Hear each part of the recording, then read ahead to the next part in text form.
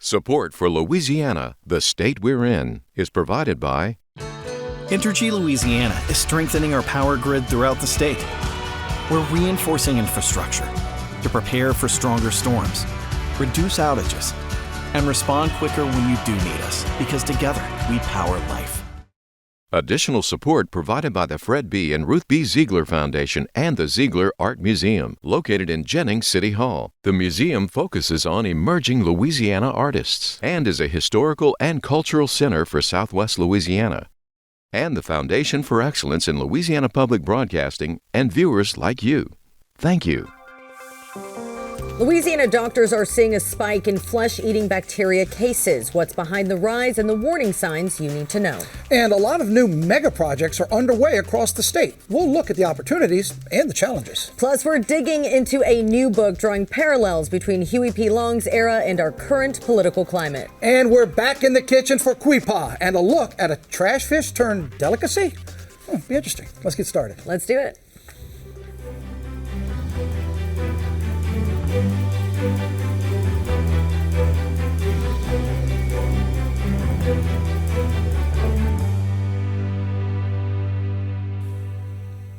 Hi, everyone. I'm Christina Jensen. And I'm Victor Howell. Much more on those top stories in a moment on this week's edition of Louisiana, the state we're in. But first, health officials in Louisiana are sounding the alarm after a spike in Vibrio vulnificus infections. Doctors say at least 5 people in Louisiana have died from the bacteria this year. Yeah, I spoke to a Louisiana man who is still dealing with the health impacts of Vibrio. We do want to warn you, there are some graphic images in this story. In the heart of Acadiana, the town of Church Point is known for its Cajun roots and quiet way of life.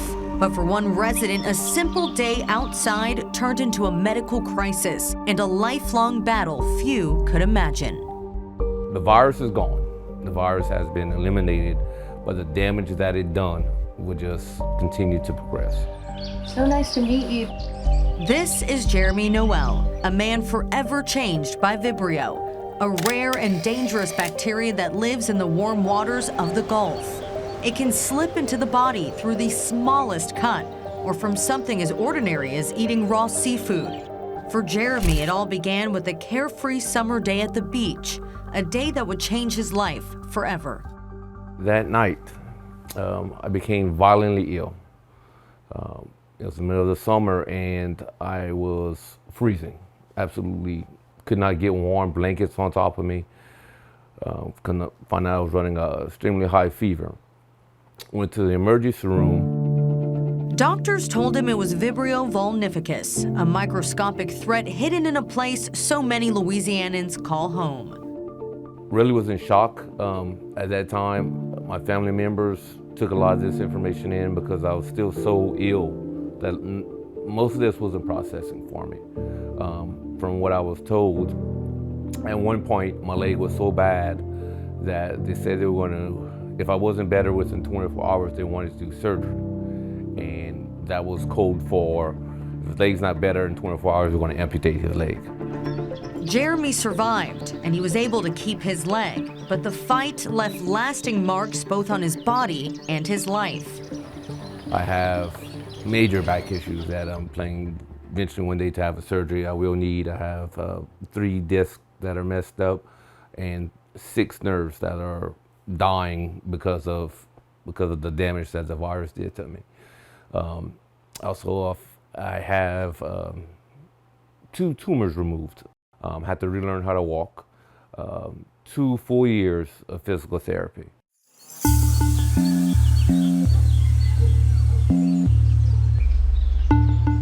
Dr. Jacob Wood with Baton Rouge General says recovery from Vibrio can be long and difficult. Even with early treatment, patients may spend weeks in the hospital and months in rehabilitation. Some require multiple surgeries to remove infected tissue, and many never regain full strength. Doctors say prevention and early action are key because once the infection spreads, the damage can be permanent.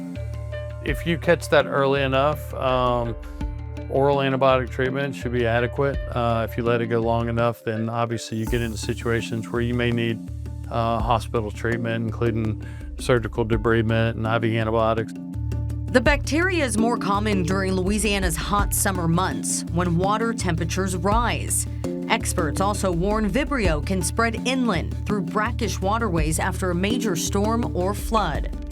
If you've gotten into saltwater, brackish water with, a skin breakage, abrasion, or a little cut, and you start to notice some redness and irritation in that area, it's best not to wait and to just get it looked at, because those are going to be your early signs of infection. Along the Gulf Coast, health officials are sounding the alarm. Vibrio infections are on the rise. The Louisiana Department of Health reports 26 cases so far this year, every one of them severe enough to require hospitalization. 5 of those patients didn't survive. For Jeremy, survival came with the cost, years of therapy and pain that never truly fades. Each day begins and ends with medication, and a reminder of how close he came to losing everything. How has this changed your life, not only physically, but emotionally and financially? Emotionally, I do deal with depression a great deal. It's hard going from a very active lifestyle, working a physical job, being out in the public, spending time with your family, just anytime you want it, to all of a sudden that stops. And you have to plan your life around, well, I can do this, but that means I can't do that. His story is one of survival and a warning to others living along Louisiana's coast. My message is, don't take your health lightly. If you do interact with the beach life or fishing or anything, and you do get a cut or you have a sore, make sure you take care of it.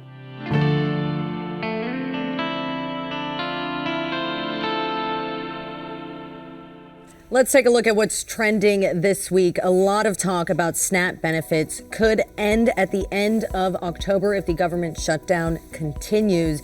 Very sad news. About 16% of people in Louisiana rely on SNAP to buy food, so this could have a huge impact to people in our state. People needing this for food, but then politics are involved. Both political parties blaming each other. No solutions seem to be in sight, so time is of the factor here. Could be tough for families, as Christina mentioned.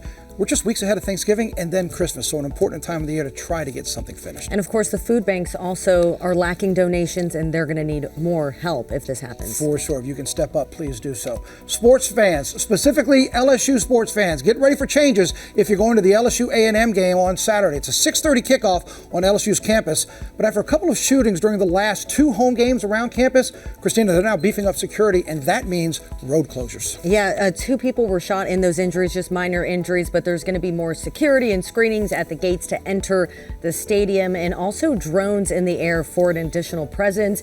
They're also going to be cracking down on underage drinking, marijuana use, and explicit music. Yeah, and if you don't have a parking pass after 2:30, you're going to be diverted away from campus. You can no longer drive through campus if you don't have that parking pass, and that starts Saturday by 2:30. Also, on the sports note and on the Bluff now, some big changes on the Bluff. Southern fired head football coach Terrence Graves on Monday after a 1-6 start to this season. Fred McNair is going to serve as interim head coach. He's been serving as co-offensive coordinator, previously head coach at Alcorn State. Yeah, hopefully this builds momentum towards the end of the season and get some new coaching. Yeah, they're going to need some of that. They'll be playing Florida A&M out on the Bluff, and they'll be looking for that permanent coach after the Bayou Classic. That's played on November 29th down in New Orleans, and we will have more on that story when you join us Saturday morning for Game Notes right here on LPB. All right, Louisiana chefs to the Big Apple. How about that? A few top chefs from our state are heading to NYC. Taste Louisiana, bringing about 11 chefs to Chelsea Market in the city. And of course, they're going to serve some of our signature dishes, which, of course, who doesn't love our signature dishes? Hey, bring that Louisiana cuisine anywhere. People are going to enjoy it, right? Chef Lyle Broussard of Lake Charles, Chef Russell Davis of Baton Rouge, and New Orleans Chef Alon Shea, just some of those participating. It's going to spotlight Louisiana as a tourist destination, which we know already. But if you can't make it down here to get the food, we're bringing it to you. That ought to be a great time. So good. All right. Well, Louisiana is seeing a wave of massive new investments, projects that could redefine the state's economic landscape. Together, these developments are bringing new opportunities and new challenges. Here's more. Louisiana is on the verge of transformation. Across the state, 6 massive construction projects are taking shape. Projects that promise billions in investment, thousands of jobs, and a new economic landscape. From the rice fields of Richland Parish, where Meta is building a cutting-edge artificial intelligence data center, to the Gulf Coast, where 2 enormous LNG plants are set to rise along the shoreline. And along the Mississippi River, Ascension Parish is preparing for 2 more, a CF Industries ammonia plant and a Hyundai steel mill. Twyla Collins has property nestled between those 2 projects. I'm not going to allow anyone to come here and take what belongs to me just so they can do what they want. This land here is already ours, it's already paid for. So why would we pick up, leave, and go somewhere else? For generations, Collins has called Modeste home, a place where families have deep roots, where the river bends softly and oak trees still stretch their shade across quiet roads. It's why she's fighting to protect this land and the memories that linger there. If it comes to the point you had to move, would you move? If I had to move, if I just had to move, if they give me enough money to move and start my life all over again, I still wouldn't move. I cannot get all the memories that I have here if I just pick up and move somewhere else. It's not the point about the money. It's about our freedom and being able to enjoy our life. You know, our ancestors worked hard to leave what we have, and they fought for it too. For us to just give it away because you want to build a plant or 2 or 3 or 4 or 5, no, that don't work. On the other side of the debate, supporters see the mega projects as a once-in-a-generation opportunity, a chance to transform the state's economy and spark entirely new industries. Louisiana Economic Development has been doing a great job of being aggressive to go out for project activity. In total, between the Meta project, the LNG projects, the Capital Region projects, it's about 20,500 industrial construction workers. Adam Knapp, CEO of Leaders for a Better Louisiana, says the projects are also expected to bring a ripple of change, new housing, stronger infrastructure, and more tax revenue to support schools and public services. It's nice to be now in a position where we see this optimism, this excitement. What we should expect as community leaders is we should get ready for more sustained activity by making sure that quality of life is really there to not only see folks move in for these opportunities, that we get our citizens into these jobs, but also that the communities are ready for growth. But with growth comes growing pains. Knapp says local officials should prepare to manage the challenges that come with progress. Most challenging for most of us is probably the traffic congestion that we experience in communities having a significant amount of construction. Whether you're in Hackberry near some of these LNG projects over on the southwest Louisiana side, in Ascension Parish, traffic congestion on the roadways is already a daily challenge, only going to be more important for state leaders to focus on the infrastructure supports. Those are really the biggest things that we see. There, of course, are near-term housing challenges for supporting the workforce that we're talking about for these facilities. But those are things that the state has handled before and is gearing up to handle again. But for Twyla and her neighbors, the promise of progress comes at a cost. My next door neighbor, she's 96 years old. So tell me, where could you go at 96, 90 years old, get as much peace and happiness and love from your community in any other community that you don't know nothing about? You see how spaced out these houses are? We got a lot of land, right? Well, we go somewhere else and find that? Louisiana's story has always been a balancing act between prosperity and preservation, between the needs of industry and the needs of the people who live beside it. So the question remains, how will progress and preservation coexist in Louisiana? There's a new book that's shining fresh light on one of Louisiana's most controversial political figures, Huey P. Long. Author Thomas Patterson dug into the life, the legacy, and the lasting influence of the Kingfish, exploring how his populist message still echoes in politics today. Karen LeBlanc has more.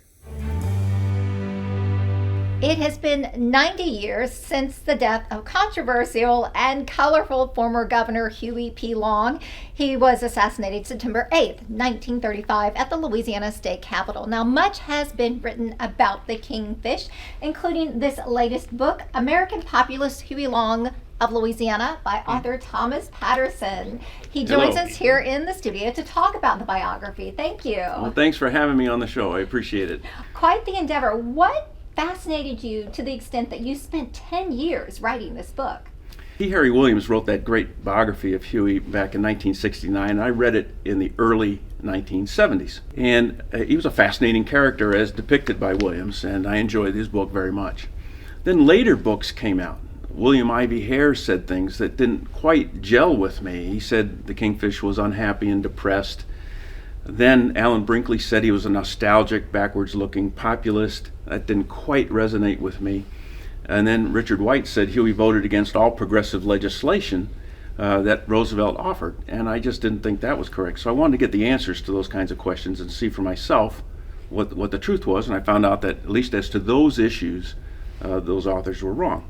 The focus of the book is, quote, to the extent to which he shed a lovely light. A lovely light. I find that really intriguing because most people found him outlandish. Some called him crazy, definitely controversial. Well, I think what I meant to say was the book was an examination of the extent to which he shed a lovely light. And so I think I've included his faults and foibles as well as his achievements and his excellent qualities. So I tried to be balanced. I think it's probably the most balanced analytical treatment of Huey Long to date, building on the work of these prior scholars. Considering that there have been numerous biographies, a PBS documentary by Ken Burns on Huey Long, much has been written about him. Did you uncover anything new that we didn't already know? I think there are a lot of small matters that I uncovered that are very new. I think there's something fresh in every chapter. As to major things that I think I uncovered that are new, I think his Share Our Wealth plan was not just the ravings of an opportunistic demagogue. I think it was more realistic than some of the other programs that were put forth at the time. I think rather than being nostalgic, he was forward-thinking. He agreed with the idea of expanding the money supply, which now is endorsed by the conservative Milton Friedman. And he advocated for expanded public works, and that was a theory that Roosevelt had not fully adopted at the time that Huey was pushing for more public works. He has ideas like minimum income, which is now advocated by a lot of economic titans and political figures, and so it's very interesting to see how some of these ideas were ahead of this time. But a lot of people criticized Governor Long, saying he was, criticized or praised. He was a modern day Robin Hood who stole from the rich and gave to the poor, or he was a dictator. And those seem to be familiar themes that resonate throughout all of the reading. Did you find that to be true in your research and as you wrote? And did your opinion change of Governor Long in this process? My opinions of him developed, that's for sure. I thought it was very interesting to uncover certain characteristics of his personality that led to his success and sometimes to his failures. He disregarded reprimands, rebukes, ridicule. He refused to play it safe, unlike the most politicians today and then, which like to fence straddle the issues. He took a position, and he got things done. So that means he proposed achievable solutions, advocated for them, got his mandate, and then accomplished them. Here we are with our current administration. Does some of what's happening politically kind of resonate with what happened in Huey Long's era? I believe so. If you look at populism has sometimes been described as a left-wing movement and sometimes as a right-wing movement. And it really depends on what the enemy is that the so-called populist leader is advocating. So Joe McCarthy was considered a populist. He said communists were the cause of our problems. George Wallace said integration was the cause of our problems, or pointy-headed intellectuals. Then you have Trump saying that our problems are caused today by immigrants, migrants, and things like that. Huey said the problems of his day were caused by Wall Street, the rich having too much money and everybody else not having enough money. So if you unpack that, in my opinion, you've got basically everyone advocating for the American dream in some form. We're saying that opportunity has been denied people, or people are not being able to fulfill the American dream because of such and such reason. And so I think Donald Trump and Huey were opposite sides of the same populist coin. We're going to wrap up this interview with some final thoughts. And my question to you is, are there modern day lessons to be learned from former Governor Huey P. Long? And it's very interesting. My book was reviewed by a writer in American Conservative. And he, of course, did not like Huey's redistributionist tax policies. But he said Huey had big ideas. And he even went to Huey's book that he wrote about his days in the White House and said that Huey's idea on health care was the type of big idea that we should have today. So here we have American Conservative advocating thinking big, which Huey did. There was a Chicago architect, Daniel Burnham, who said, "Make no little plans, they have no magic to stir men's blood." Huey said, "Let the people see what we propose, and we will find a way to do it." All right, other Thomas Patterson, American populist Huey Long of Louisiana. 90 years later, there are still lessons to be learned and new information to be discovered in his book. Check it out, and thank you so much for joining us. Well, thanks again for having me. I appreciated it. In Louisiana, the alligator gar isn't just a fish, it's a tradition. For generations, hunters have pursued the prehistoric giant for sport and, believe it or not, for the table. In this week's Qui-Pa, Drake LeBlanc shows us how the trash fish is gaining respect in kitchens. I'm Drake LeBlanc, here in the heart of St. Martinville, and I'm here with Leah Williams, and I'm here with my mother, who I'm learning from today. I'm Elma Aguilar, and I'll be doing the cooking. What are we cooking today? Garfish balls.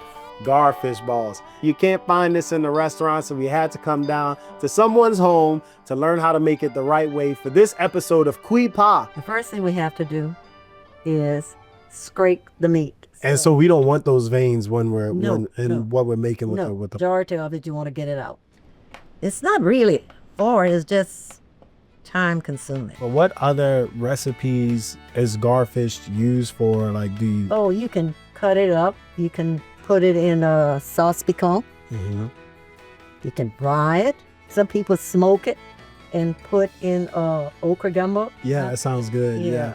So tell me what we got here. What's in these containers? Okay, this is processed onion, yellow onion, and hot cayenne pepper. Okay. It looks hot, that bright red color. These came out of the garden, and we have garlic, and we also have bell peppers that came out of our garden also. I wish the people watching this could smell it right now, because just the herbs themselves and the pepper smells really good. Here's what the meat looks like. Then you put onion, processed bell pepper, garlic. Pepper from the garden. You gotta go light on the powdered cayenne because the other thing is hot. Black pepper. And some salt to top it off. One ingredient she forgets to mention every time. What we forgetting? The potato. The potato. Okay. Boil it just in plain water, and then you mash it. And you add it to that. So what's that for? What does the potato do? I think it kind of helps it to bind together. Okay. Really and truly don't know for sure. But if it ain't broke, don't fix it, right? We let the mixture, right, that you just seasoned, let it sit overnight? Overnight or several hours. So now we're gonna get that out, and then we're gonna start making the balls and get them ready for the fire, right? Yeah. So what's this here? Some just regular flour, all-purpose flour. And that's to help the balls whenever we fry them. Or... Yes. So even though you're doing all the heavy lifting today, I know Leah's learning this recipe, right? Yes. I hope. Who did you learn this recipe from? From my husband's side of the family. So Leah, do you remember eating this growing up? Whatever they told me to eat, I would eat the fish. Did you have a favorite fish out of all the ones you remember growing up, or? Catfish. If you ever seen what a garfish looks like, it looks pretty scary. Yes. And it's never a fun time. If you're outside fishing and you get a garfish, you think it's an alligator. It's usually pretty scary. One of the cool things is that this got, I think, incorporated in Creole cooking out of necessity, right? Yes. The garfish are abundant. At one point, they were a nuisance species. Yes. You know, but then people realize, oh, they play an important part in our ecosystem. And the Creoles and Cajuns will find a way to cook anything and make it taste good, you know? Yes. So you've been doing all the heavy lifting. You made the balls, so now it's time to put them in, right? Yes. Well, she's dropping them in, and Leah's going to be the one to take them out. When the bottom brown, I'll Turn them flip it over. over, and yeah. I don't really time it, Yeah, you know. that's that old school way. No time, no measurement. You just wing it. Instead, I wing it. I think the cool thing about garfish is that it's a very resourceful fish. You know, the Native Americans used to use the scales to make jewelry and spears and tools. I've heard of people using the ointments for mosquito repellent. And today we're using it as a way to feed friends and family. And also you're using it to pass on family tradition to Leah. And hopefully her children. Right, Leah, you gonna pass this recipe down? Definitely. Would y'all say when you're frying stuff just like gravy, you know it's done right when the colors? Yes. They're ready. Awesome. Shall we dig in? Yes. Definitely. Cheers, y'all.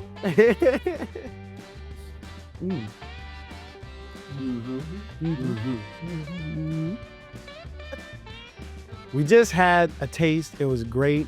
I'm so excited with how those came out. Thank you again for watching Qui Pa, which means don't cook that. But today we did. It's Drake LeBlanc, and we are out.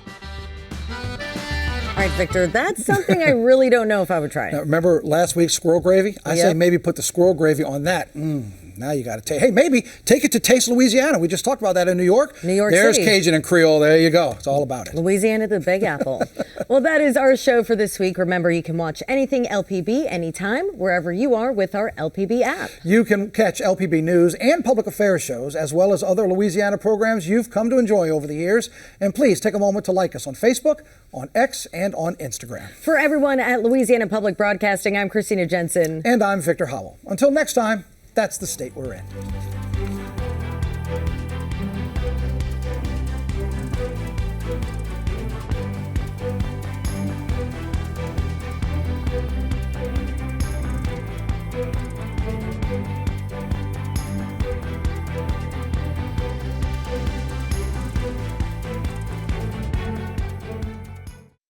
Support for Louisiana, the state we're in, is provided by Entergy Louisiana is strengthening our power grid throughout the state. We're reinforcing infrastructure to prepare for stronger storms, reduce outages, and respond quicker when you do need us, because together we power life. Additional support provided by the Fred B. and Ruth B. Ziegler Foundation and the Ziegler Art Museum, located in Jennings City Hall. The museum focuses on emerging Louisiana artists and is a historical and cultural center for Southwest Louisiana. And by Mary Bird Perkins Cancer Center. Visit Baton Rouge.